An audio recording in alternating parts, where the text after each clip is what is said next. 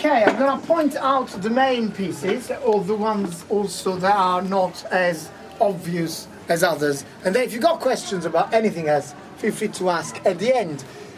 That in the corner is a rather fetching jacket, in fact, but was worn by Elvis Presley in 1974 on casual occasions. And several other prescribed and unprescribed drugs.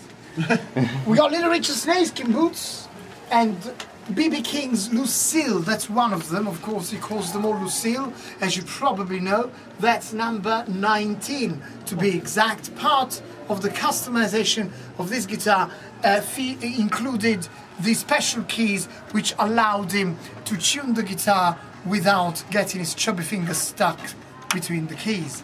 Oh. It works like a fisherman's wheel. We got Jimmy Page's Les Paul down here, which was given to us 3 years ago after the Zeppelin's reunion gig held here in London at the O2 Arena. And this harpsichord came from the Abbey Road Studios. It's in fact the one used by the Beatles on such epic tunes as Sgt. Pepper's, Lucy in the Sky with Diamonds, and even Only It Is Love.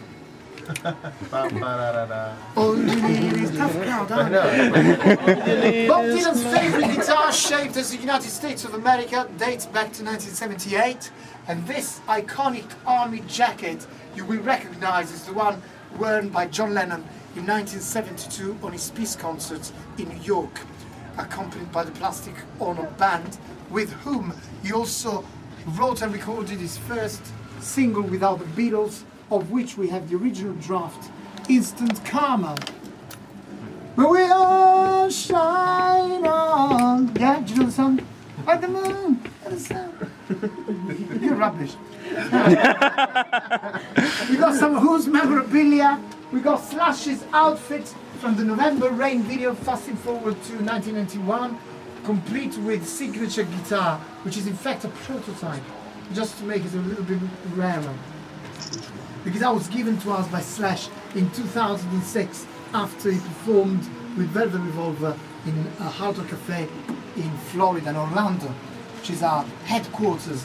Now, at the end of the tour, you will also be able, if you so wish, to sit your unworthy butt on Jimi Hendrix's couch for the purpose of an exclusive picture, which you can only get here in London, holding the guitars of Red Hot Chili Peppers, Oasis, Steve Vai and Kiss. These 4 guitars will all be up for grabs in a few moments. The picture looks like this, minus the strangers, and it costs £10, which might sound like a lot of money to the 12 years old amongst you, but actually is at the price of 2 frappuccinos and a skinny blueberry muffin in Starbucks. So let's put things into perspective. And it's also the same amount of money paid by the Catholic crowd to see the Pope last week in Hyde Park. Okay. We got Eric Clapton's silver suit, worn on the cover of Goodbye Cream in 1969. Madonna's grubby underwear from the 1990 Blonde Ambition World Tour, worn, I believe, for the performance of some of her classics, including Like a Virgin, hey, touched for the 31st time. Well, you may laugh, but it was only 84, bless her. We got David Bowie's acoustic guitar, used for both writing and performing marvelous tunes, and arguably one of the most influential and unique talents in rock history. And the chair in the corner is in fact the oldest artifact, possibly in the whole hard rock collection. It's a Ming chair, almost 700 years of age, which from under the butt of a Chinese emperor ended up under the butt of a British queen. And this time I'm not talking about Elizabeth, I'm talking about the one and only Freddie Mercury, who was a collector, a keen collector of Oriental artifacts, and so he actually bought the pair and he kept them in his London home, not far from here.